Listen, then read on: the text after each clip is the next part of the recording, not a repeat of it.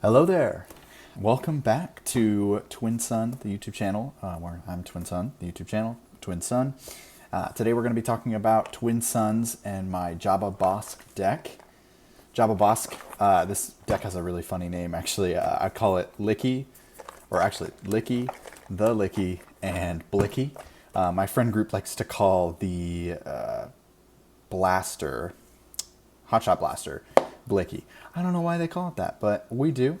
This deck is all about capture and bounties. Of course, capture because of Jabba and bounties because of Bosk. That's the main reason I picked these two leaders. Now, there are a few, like just to start out with a few caveats there. You could swap out, if you don't want to go for full capture, you could go more of Cad Bane instead of Jabba, have a little bit faster game plan because he comes out resource earlier. And if you wanted to just go full-on underworld capture theme, you could shade out Bosk for Cad Bane and have it be an even more underworld theme. The only reason I like Bosk is because I get to control where that ping goes when he's on his leader side. Because Jabba's bounty, I can put that out wherever I want it to, and then I can just ping with Bosk. Whereas Cad Bane, I would just say, hey, you, take some damage, and then they would take that damage. So I like this combination a little bit better. Plus, I have a Jabba showcase. It was the first showcase I ever pulled, and so I like to be able to use it. So let's get right into the deck. Before I continue, I always forget to say this, but liking and subscribing is a great way to boost engagement on the channel. Hear YouTubers say it all the time, and so that's what I'm going to say today. Today's format is going to be very similar to what we did last time. We're just going to go over all of the pieces of the deck and why I'm using them, and we're going to go in order from lowest to highest, just like last time. So let's start with the zero cost cards. First off, we have our two zero cost cards. These are bounties that you're going to see. Guild target, bounty, deal 2 damage to a base. If it's unique, deal 3. And wanted, ready to friendly resources when this unit is defeated. Obviously, both of these bounties are going to be great for turn 1 plays because they're going to enable Bosk's ability, where you can deal 1 damage to a unit with a bounty. You can always funnily give it 1/1/0, and they're never going to use it because they probably won't ready that first turn. Love these two bounties in this deck, especially with there's the speeder that when you play it, it goes on to somebody else. It already has a bounty on itself, but when you play another bounty on it in that turn 1, you're going to see a lot of people fight that next turn to get both of those bounties, which is either taking that speeder away from you because it's going to come back to you after you play it, or just to get the other bounties like these two. So we'll start with those up there, and we're going to kind of go down this way with the 1 costs. So obviously we're playing a underworld themed and bounty hunter themed deck. We have McClunky. McClunky is our 1 cost. Return a friendly non-leader underworld unit to its owner's hand, deal 3 damage. That is a fantastic turn 1 or turn 2 play if you play a 1-drop underworld unit like Greedo, to do 3 damage to someone's starter. Of course, this is a Twin Suns deck, so you're probably going to have 3 opponents to deal with. This is a great turn 1 play. Obviously, it's great later in the game as well because we want to just flood the board with units. The goal of this deck is to play a lot of units by turn 5, under costed. So lots of 2 cost cards and 1 cost cards. And then once turn 5 is over and we go into turn 6, hit as much as we can. Everybody's probably going to take you out because you're such a big threat. And then from there, you can play your 6 cost and your 7 cost on curve units to get to Jabba, capture something, and then play a big either Jabba's Rancor, or you can play Dryden Voss to steal their captured unit. We'll get there though. So another bounty, we have Rich Reward. Give an experience token to each of up to 2 units. This is amazing when you have Bosk on the field because you can give 4 experience tokens out. I mean, 2 to 2 and 2 to 2. It's a great bounty. Love it. Bounty Guild Initiate, because we're playing so many bounty hunters. If you control another bounty hunter, you may deal 2 damage to a ground unit. Great card. Absolutely love it. My girlfriend got me onto that card. I did not like it at first, but since we play so many bounty hunters, and since we play Greedo, if you play these 2 in turn 1, you're going to be dealing 2 damage to something, and then next turn be able to deal more damage. Probably kill their turn 1 with this. Another bounty, Enticing Reward. Search the top 10 cards of your deck for 2 non-unit cards, reveal them and draw them. Put the other cards on the bottom of your deck in a random order. This is just a great card in general for unique. We don't have a ton of non-unit cards in this deck, but it lets us search 1/8 of our deck because of that. Even if it's just searching for one card, if it's not a unique unit, it's still a great card in this deck because we don't have that many non-units, and they're mostly our bounties, and we want to be able to play those. Bounty posting is going to be able to just search our entire deck for a bounty card, which is awesome, and then being able to play it. Usually a turn 2 or turn 3 play, and then later in the game, if you have Boss Scout and you want to be able to play it, always a fun time. And then Reckless Gunslinger. Reckless Gunslinger, just a great underworld card. Deal 1 damage to each base. Smuggleable, so at the end of the game, if you need that 1 extra damage, kind of like an extra blast token. And then Guavian Antagonizer. We still have so many more 1-drops. I keep thinking we're at the end of our 1-drops, but we are not. So Guavian Antagonizer, just a great 1-drop. 2/3 with Saboteur and Bounty. You can play this. Next turn, you can hit it with your Bosk Ping if you want to, and have it be a 3/2 for 1. So hitting for 3. Obviously, it's probably going to die. Someone's going to get a card draw. But that is totally okay, especially with Saboteur. If anybody plays a turn 2 Sentinel, you're going to be able to get around that and go to base. 4/3, too, if you put the bounty on it. Salacious Crumb, another 1 cost that's going to be real fun to play, especially because you have a ping with Bosk already with the bounty ping. So you're going to be able to action, return it to your hand, deal 1 damage to a ground unit. So if you put that bounty ping on a ground unit, you'll be able to do another damage to it with him. It's also just really fun to play with McClunky. He's an easy one to target with McClunky. He's also a great card to target with Cad Bane's Starship, which we have in this deck later. Dengar, obviously just go with Bosk with dealing an upgrade or dealing a damage to an upgraded unit when you play an upgrade on that unit.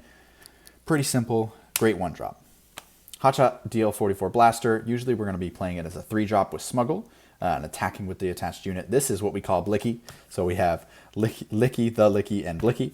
That's why I named it this deck, mainly because of these 3 cards and because of my friend group that I play with. How close are we? Wow, we still have so many 1-drops going on. Okay, Commission. Commission is just going to help us get bounty hunters, items, and transport cards. We have all 3 of these things. Remember, 80 cards, a lot of cards to go through. You're not going to get through all of them a lot of the time. So searching the top 10 cards of your deck, getting through 1/8 of the deck, really, really helpful. Lady Proxima, we're basically playing almost all Underworld. So if you can get this out really early and you can keep her alive with some health upgrades, very, very useful. This guy's just here because he's great at exhausting. He usually goes into leaders. He'll just be played on turn 5, and then we'll just go straight into a leader to exhaust the leader because he can exhaust leaders. He's going to sacrifice himself most of the time, but that's okay. Altering the deal. This is obviously this deck is focused on capture and bounty. We only have about like 9 or 10 capture cards total.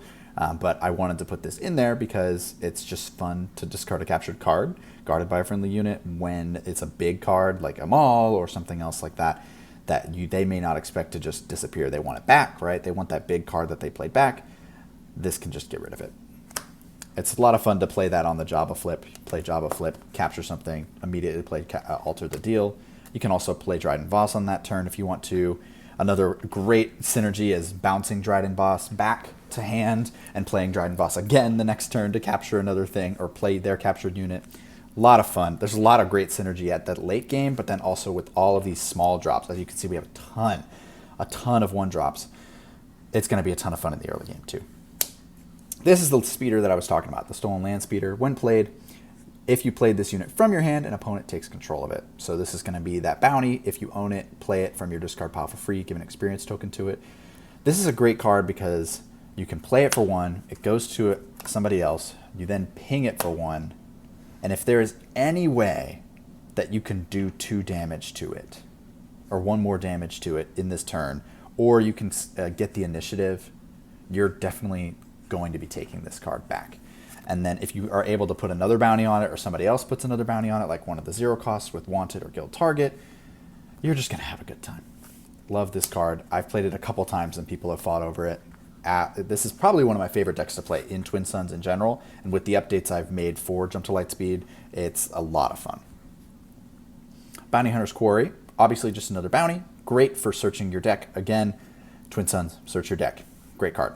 And since we have a ton of cards that are under 3 cost, play them for free, very, very useful in this deck. Pantoran Starship Thief. So this is a new one. This one it's basically a 5 cost, in my opinion. Because most of the time what you're going to be doing is you're going to be playing it for 2, paying the 3, attaching it to a fighter or transport without a pilot on it and taking control of it. It's just a lot of fun to steal big units from people, especially when they don't expect it. Turn 5 is usually a good point when people either are playing these bigger transports or bigger units. Maybe wait until you have 6 resources, or you can play this for cheaper with Jabba. Gosh, it's just going to be fun to play.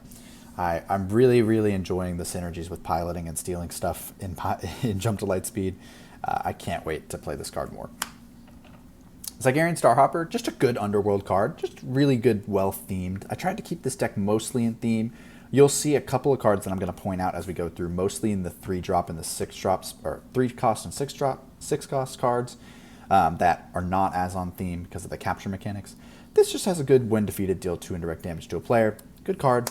You can upgrade it as well with some pilots that we have in here. Deathmark, one of the greatest bounties in the deck. Draw 2 cards. If you have Boss Scout, drawing 4 cards is just awesome. Cartel Spacer usually will go off because we have a couple of yellow units, but if it doesn't go off, it's still just a good 2/2/3 in space Underworld theme.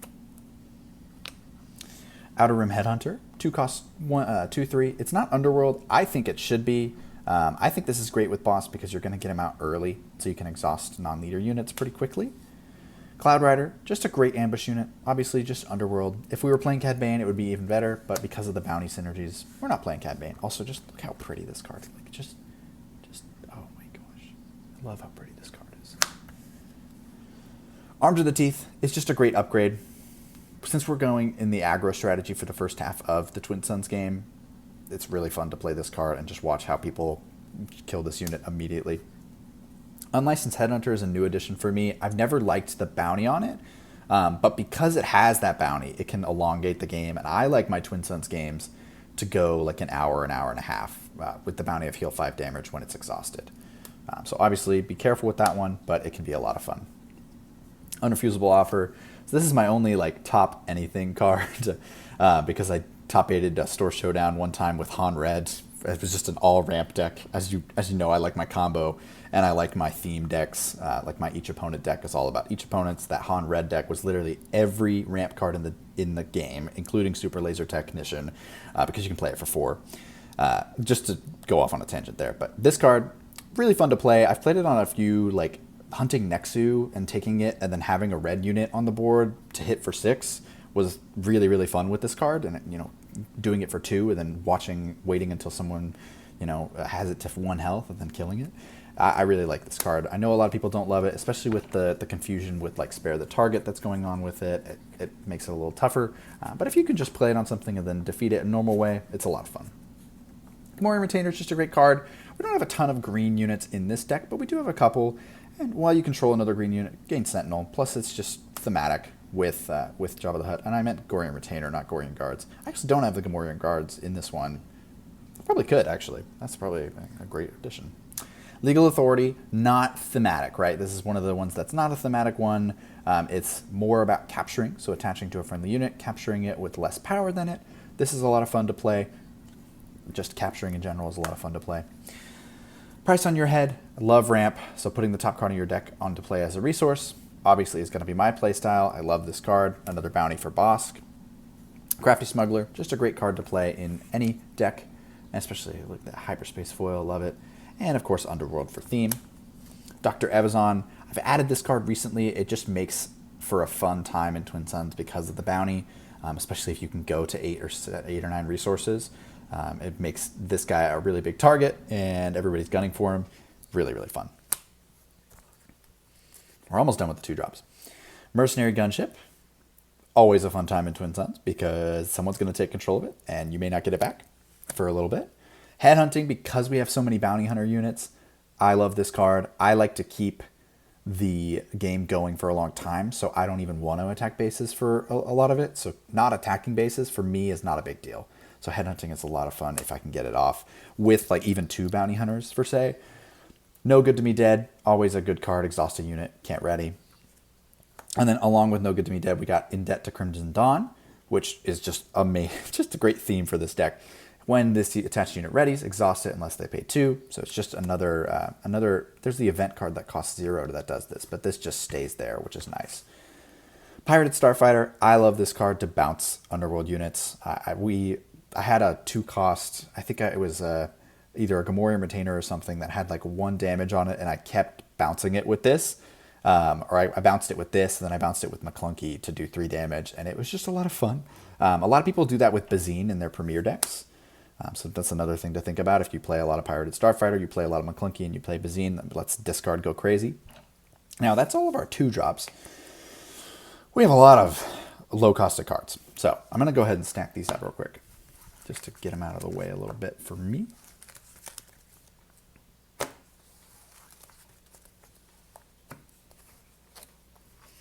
Now we get to the rest of the deck. 3 costs. Resupply.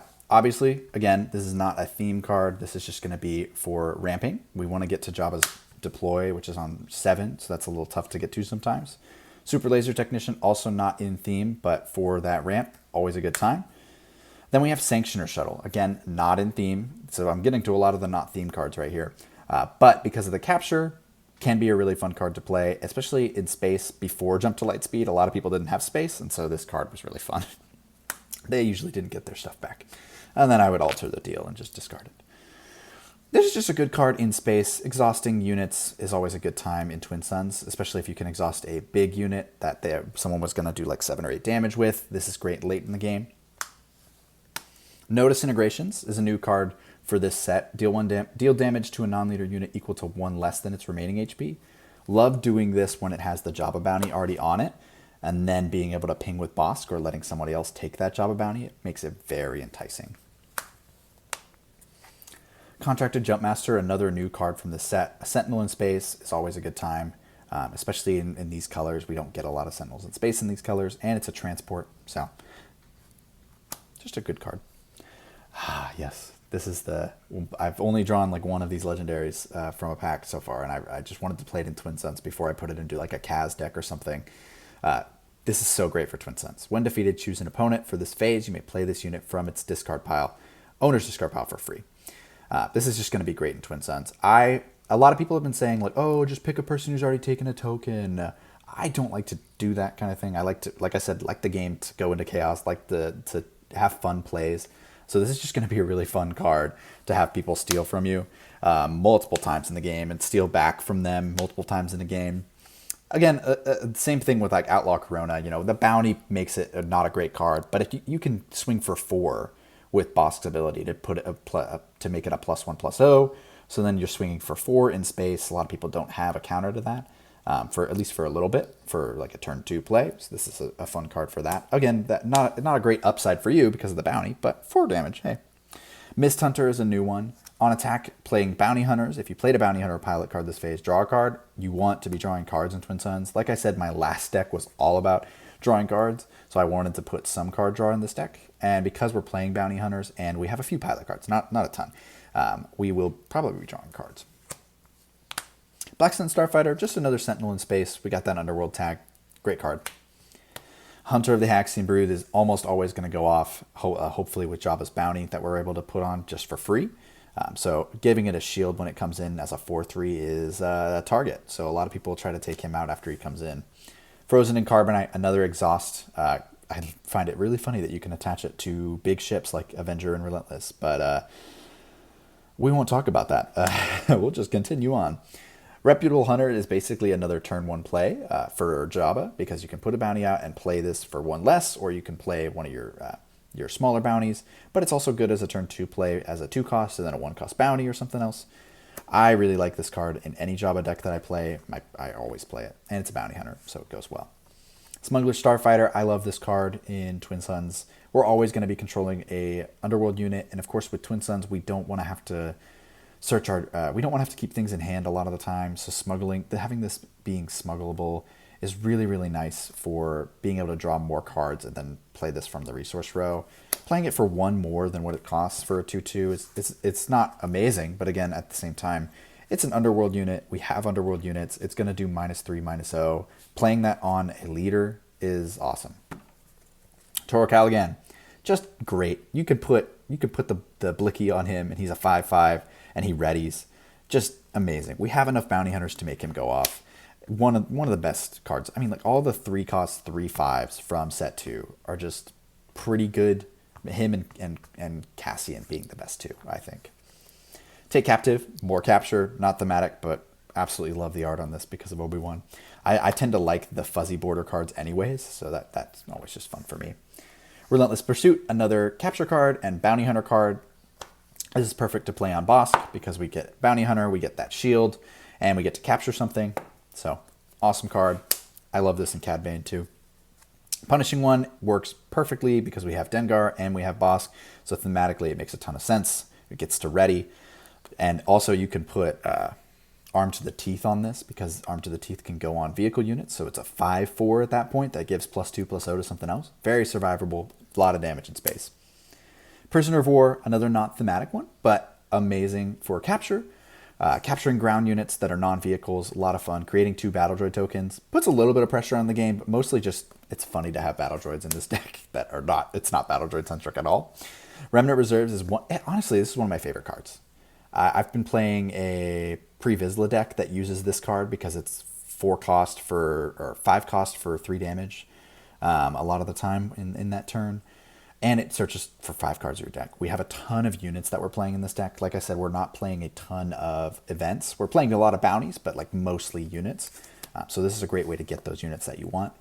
Dengar, yes. Okay, this card is cracked. It's just so interesting. 4 cost 5/4, which is just a good stat line in general, especially for aggro. But then piloting, pay 2 to put a 1/2, which is not great, but deal 2 indirect damage to a player, and if it's an underworld unit, deal 3 indirect damage instead. This is going to go, obviously piloting limits it to vehicles, but you're playing it on like Pirated Starfighter, you're playing it on like a Cartel Spacer, you're playing it on a Zygerian Starhopper, you're giving it more health, giving it more survivability. You could even play it on the Speeder because it's an underworld vehicle. Like there's so many options early on in this game, and then with the 3-cost stuff, you can put it on these underworld units that are all just amazing. Now this would be funny, right? Putting it on here, it would make it a 5/7, just absolutely amazing. And the indirect damage that you can do with it. He's new to me, and I haven't gotten to play him yet, but I really, really want to play him for how deadly he can make those first few turns, especially because Bosk is going to come out that next turn. If you play him at 4 or if you're playing him for less, it's such a big threat. Continuing on with 4 drops, we got the Kimogla Heavy Fighter. Kimogila, whatever. When played, deal 3 indirect damage to a player, exhaust each unit this damage this way. Exhausting is just great. It's like almost like we're playing a mini Django deck at this point because we have so much exhaust in this deck. Chain Code Collector is just great because of the bounties. Ambush into a bounty, defender gets -4/-0, usually stays alive. Forlom, we have the Forlom Zuckuss combo. I think we all know what Forlom Zuckuss combo is, but each friendly unit named Zuckuss gets +1/+1, gains ambush. He's a 4/4. When Zuckuss comes out, he gives Forlom another +1/+1, so he then is a 5/5. Underworld, Droid, Bounty Hunter. Just good theme. Jango Fett, look at this art. I love this art so much. While attacking a unit with a bounty, this unit gets +3/+0 and gains Overwhelm. When this unit attacks and defeats a unit, draw a card. Just a great card because we're going to always have a bounty on something because of Jabba's ability. I love Jango. Plus, I love card draw, so it makes sense for me. The Client. This is going into 5-drop territory because it's blue. It's out of aspect, right? We're playing green, red, yellow. On-demand bounties, just like Jabba's bounty, more on-demand bounties makes Twin Suns more interactive, makes it more fun, and he's shielded so he can stay alive for longer. Not super in theme, kind of in theme, but just a lot of fun. Overwhelming Barrage, one of the best cards in the game. I usually include it in most of my green villain decks just because of that. And it's fun to take apart boards or ping shields off different things. Trandoshan's Hunters is just a great card in this deck. Usually going to have a bounty out. It comes out as a 7/5. Not a lot of things can take care of that. At this point, yes, there are a lot of things that can take care of it for 5. You can Poe into this. You can put a 4-drop into this that's going to deal 5 damage. With the Overwhelm, if you can even get 1 attack off, it's going to do good. But a lot of people, when they see this, they kind of gun for it, which makes a 1-for-1 trade. So for Twin Suns, again, it elongates the game. Bosk I like just because we do have a few events in the deck. So dealing 2 damage to a unit is fun. But also we're playing boss, so thematically it's fun. Slaver's Freighter I love because of the bounties, and people play a lot of upgrades. You may ready another unit with power equal to or less than the number of upgrades on enemy units. A lot of the time this is going to be like 2 or 3 power because of how many bounties that we can put out, and other people are putting upgrades on things. I really like when this card goes off and can ready like a Greedo or something, or even a Jango Fett because of his ability. Great. Succus 6/6 with Saboteur. And then, of course, Forlom gets a buff. And, of course, if Forlom's out, he gets Ambush. So just a great combo if you can make it go off. Otherwise, he's just coming out as a 6/6. It's just another Poe in just different colors with less abilities.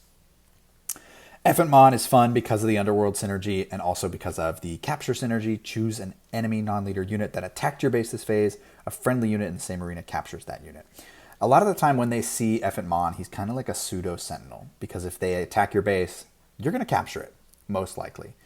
So that's a lot of fun that way. Chrysanthemum readies if there's a bounty out there, and then you may heal 1 damage, deal 1 damage to it for each damage on him when he attacks. Choose a ground unit and do that. We just like him because he looks so good in Hyperspace Foil. Also, having a ready unit in Twin Suns is a threat, and so then people put damage on him, and then he can swing and do that little on attack.